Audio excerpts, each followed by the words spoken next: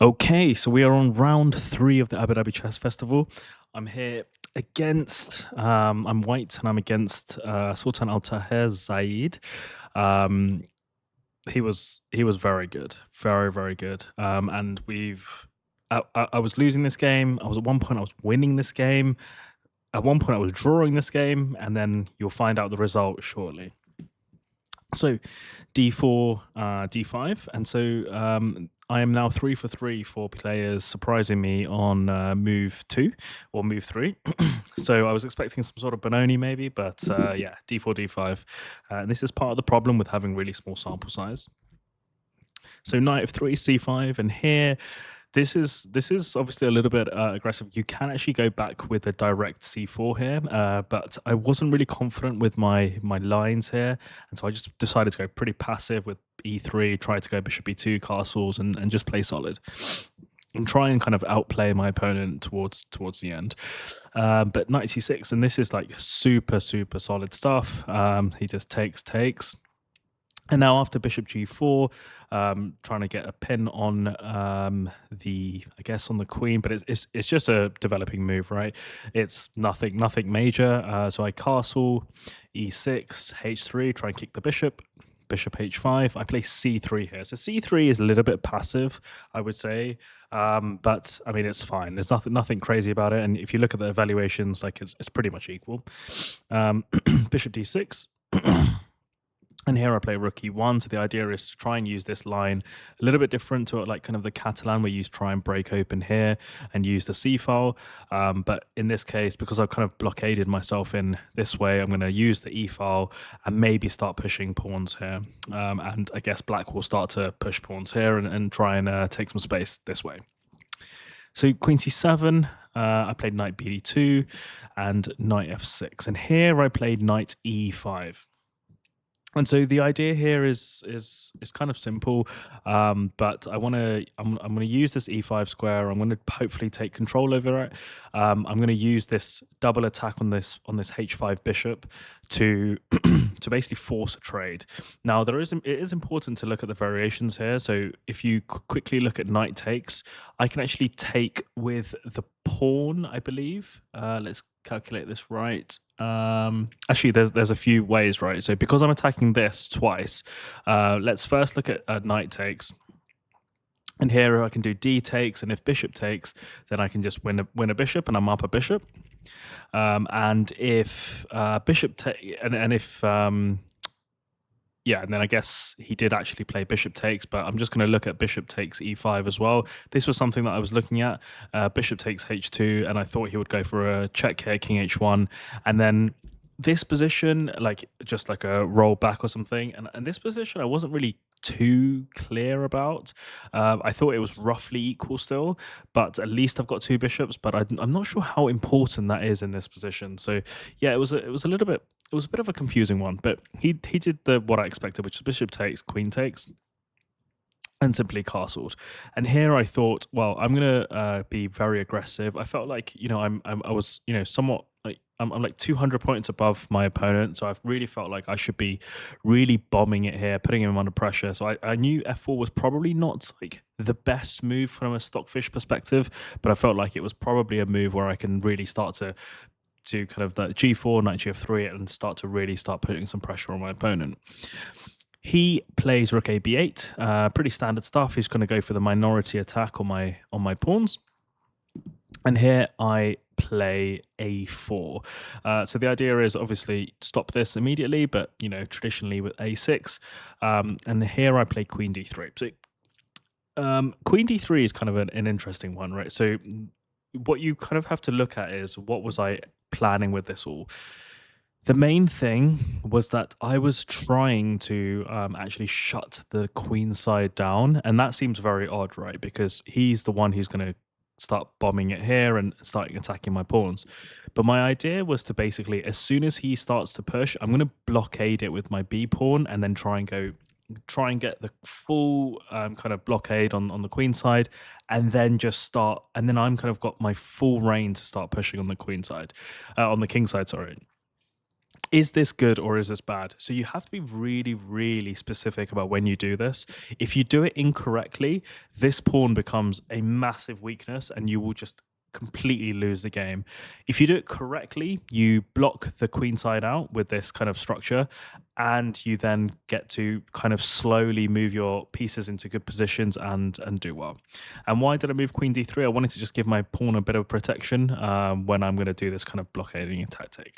So he plays b5, and incredibly, I was actually kind of surprised here, but b4 is the top engine move. So the one thing I'm going to take away from this is that at least I spotted this in a good situation, going for the blockade here. He plays knight e7, and I guess some ideas of knight f5, but also rook fc8 and doubling down on my weak c3 pawn. And here I decided to switch plans. Rightly or wrongly, I decided to go a takes b5, and this seems fine. But the idea was basically, is this a weakness or is this a weakness? Well, they're both kind of weak. I can clearly go rook a5 and start to attack this pawn, but I can also go bishop b2, and my general feeling was that I could go rook a5, queen b6, bishop b2, rook a1, and then double up on this queen side, and maybe I've got a good position and I can go for the win. And that's what I did. I went for rook a5. This was a big mistake. And actually, you'll know that this has gone from equal to minus 0.9 to almost I'm almost like, it's like a big miss, but it's not in the way that you kind of think it is. The big reason is that actually black starts to use some of these light squares, and actually, even though my opponent now plays something that's not the top engine move, I did give it kind of an exclamation mark, because I thought that it was a genuinely fantastic move, and that was knight e4.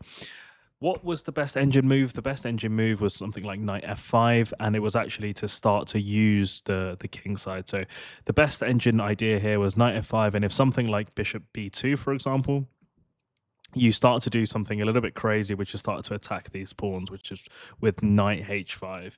And you'll start to see that actually you can start to blockade in on the g3 square. You're attacking the f4 pawn, and you've got things like f6 coming, and this is all falling apart. Like, everything just completely falling apart. And if you do something like rook f1 to try and defend this f4 pawn, f6 comes in now, and this game has gone from from being really solid to completely over, and you'll see like how kind of crazy this attack really is. Everything is weak, and my dark squares are completely collapsing underneath itself. And I completely misunderstood this, to be honest. Like, I didn't quite realize how weak my dark squares are. And actually, this all stems from f4 that I played very early. So some lessons learned there. f4 was a bit too aggressive, but yeah. So I played rook a5, and instead of knight f5, he plays at knight e4. And you'll see that actually the engine doesn't love this. But I think this was an incredible move. I think my opponents thought for almost 20 minutes, maybe 25 minutes. And the reason is, and I actually did see this, and I didn't think it was that dangerous. So I thought of knight takes e4, d takes, but then after rook takes e4, he's got the cunning bishop takes b4 here, and you can't take back because of queen takes c1, and that's not great. So this is actually the top engine line to do this. Queen takes c1, king h2. But my big thing was, look at this position as black. What you'll see is that this knight is in the best position possible, even to the extent where, if I'm not mistaken, black is actually giving up an exchange here. So knight d7, knight takes b4, and if you kind of swing your queen round to g3, you'll see that actually black gives up the exchange and is still fine.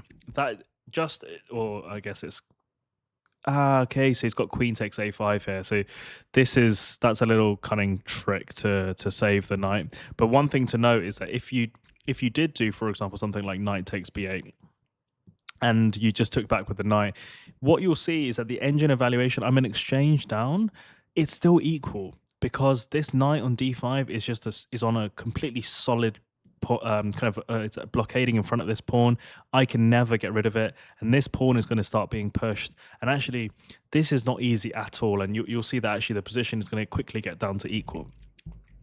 And so when I was looking at this position, I was like, how am I really going to go and put myself into a slog here where I've got basically no chances to win?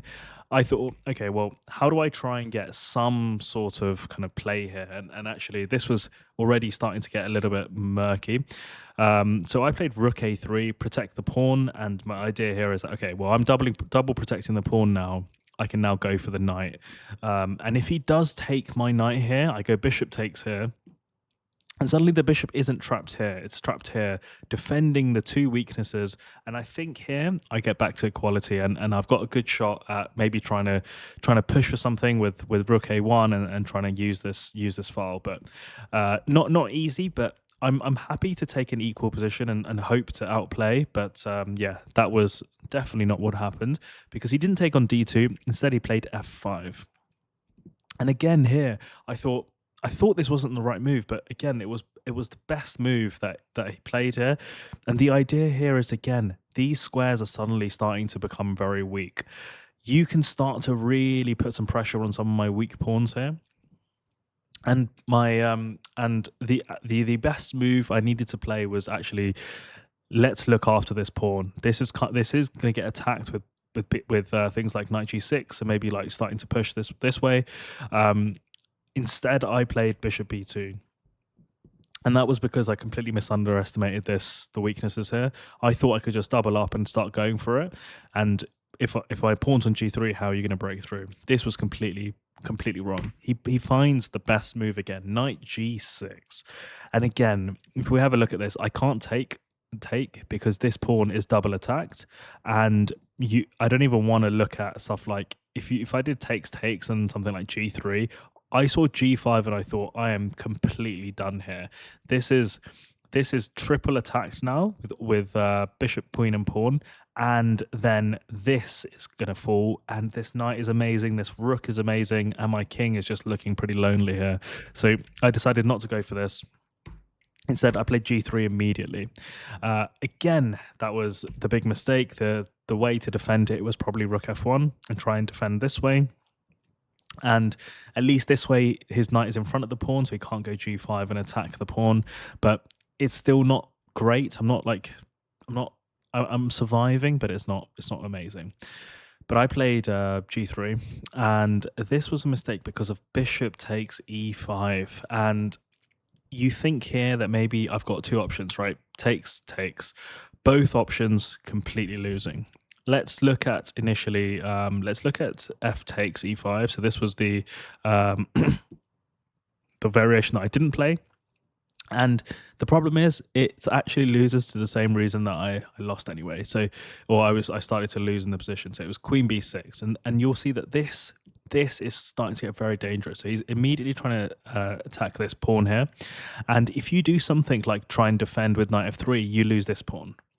And so you're going to lose this pawn no matter what. And if you do something like just moving your king out of the way, let's say you move like king g2, completely gone again because of the amazing knight takes e5. And if takes, you go queen f2, king here, and knight here. And it's just, and the thing is, even if my opponent kind of doesn't see this immediately, he is going to see one of the many ways to do well here, whether that's just simply going rook here and trading off and then coming down, or if it's like taking here, and then I guess you can also take here and push. And the problem is that my bishop here, it looks like a pawn. My rook here, it's doing nothing unless it's doubled up. So I'm kind of like really in trouble here. So I looked at this and I just thought, okay, well, I'm gonna take with the d pawn, and this also doesn't work because queen b6, he still gets that line. And I thought, okay, well, what if I protect with rook e3? And just to note, you can't play queen d4 or queen e3 because he will take the queen and then take the knight for free. So rook e3 is forced here. But knight g3, again, this is another tactic that I missed, but it was just all crumbling down. And what you'll notice is actually black doesn't even need to take the pawn on g3. He can just start bombing this, and this is still really, really poor. This bishop is painfully bad. he takes on g3. I played queen d4, trying to swap some queens off, and I was hoping maybe I can get my knight here or rook here or something. I was very close to just resigning. I was hoping that maybe my opponent would play knight h5, which I thought was a slight inaccuracy, because if knight g5, I was going to go knight b3, give up the pawn and put my knight on a nice square. Let's have a look at that just quickly. I was hoping for something like this, and maybe I've got some chances again. This becomes a weakness. I can start to do this. It's not great, but it's something. But he finds the best move again, knight e4, and you can't take because of this pawn becomes so weak, and 2 pawns down is going to be very messy. But I decided to try and find some counterplay. I was very close to resigning in my head, but I just thought, you know what, give it a go. Knight takes f4, another pawn down, knight c5. And the idea here is that if knight takes, I'm going to take with the pawn, free up my bishop a little bit, and then at least I've got a pass pawn, and I can do something. I mean, it's not great, but I can do something. Here I play rook a5, rook a8, rook a5, and I'm trying to create a pass pawn here, and that's the only way you can really create any sort of chances. He protects the pawn. Again, a little bit of an inaccuracy, because the best way here is to actually take, and then b4 immediately, and stop my rook from getting to the a file. And actually now it's looking a little bit ugly.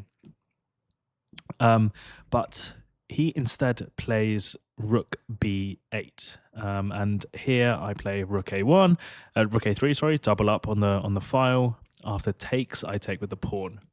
And this is where it gets a little bit crazy, right? So I've got a pass pawn here.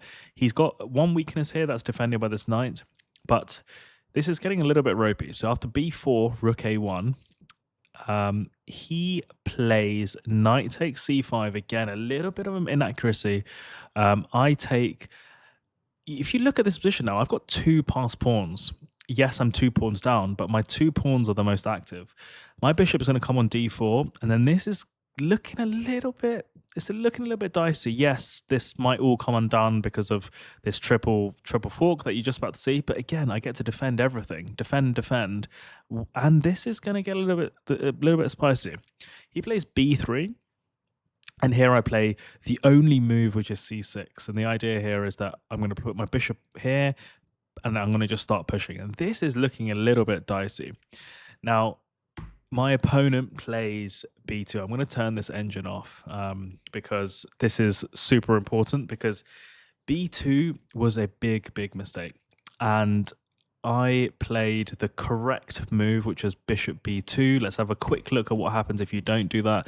If you do something like, I can't do c7 because he takes the rook with check. And if I do something like rook b1, if I'm not mistaken, he can just... I think he can even go knight b4, takes knight c6, and he survives. Yeah, so I guess the big point here is that I felt like I've got 2 choices: bishop here or rook here or bishop here, and I felt like bishop here. I actually thought there was a chance I was winning this, and after knight takes b2, there was one move that was winning here, and I missed it. But insanely, I was -4, and there is one move here, and we actually analyzed the position afterwards, and we still couldn't spot the win, which is quite funny. So the thing that I saw was, okay, I've got a choice. I can go rook b1 and pin this, or I can try and push these pawns. Well, so what happens if I play something like a6? Well, what I saw was knight c4, a7, rook here, and then if... No, sorry. I saw something like c7, rook here, knight here, a7, knight here, protecting these squares, and if rook a6, knight here. And somehow black manages to escape. And I was like, how is this possible? How can black escape this? But it's because this knight gets on the b6 square, defending both points. Now, but after knight takes b2, the winning move is a6. And after knight c4, the winning move is a7, rook a8, and you don't play c7 here. Because knight b6 and knight c 8. Yes, because if you play c7 and I play knight b6, if you do something like rook b8 here now, knight, you can take the pawn, take, and actually this is winning again, 5v2 pawns. So the only winning move is rook b1. And this is insane because it still doesn't look very intuitive because, okay, so after rook takes a7, you go, instead of rook b7, you go rook check, king here, rook check, and then rook takes, pawn takes, and then you promote. It's a wild win. So you can't go c7 because it doesn't work that way around, because you need this rook there to check the king. So you have to go a7, rook a8, and anything but this exact move order of rook b1. And if king f7, you've actually got the insane rook b8, and after takes rook b7. Oh, it's a shame I didn't see this, but to be honest, even when I was looking at it, I couldn't even figure it out when I didn't have time pressure and I had just time to look at it. We couldn't figure it out. So it's a tough one to actually see, but that would have been a nice little comeback. But yeah, so I played rook b1 here, and after rook c6 takes rook b6, and here I just try to basically win, delay the win a little bit, but he just found all the right moves. I'm 2 pawns down. I can't move this pawn anywhere, and there is just no way. He's going to come and eat these pawns and just slowly start marching, and I can't actually do anything. So we play a few more moves, and then he just slowly just takes a few pawns, and yeah, I mean these pawns are just coming in, and there is just no winning here. But yeah, a great game, to be honest. Like, super nice guy. Spoke to him afterwards. He was he saw some of my YouTube videos, so that was quite nice. But yeah, really, really, really wild game. And one opportunity. I think my big mistake, I guess, if we just look quickly back at it, is f4. I think is a little bit too aggressive. If you're gonna do this, you better hope to control these dark squares. And finally, b4 was great, but I was a little bit too aggressive in trying to take these pawns down, because these squares just suddenly get really messy. And whatever opportunity I got, which was I think like knight df3 here, was probably best. Just try and solidify as quickly as possible, because an avalanche of pain is coming with knight g6, and all of these just start crumbling. But great game, round 3. So I'm on 2 out of 3 now. We move on, and round 4 is tomorrow. So thanks very much, guys, and see you tomorrow.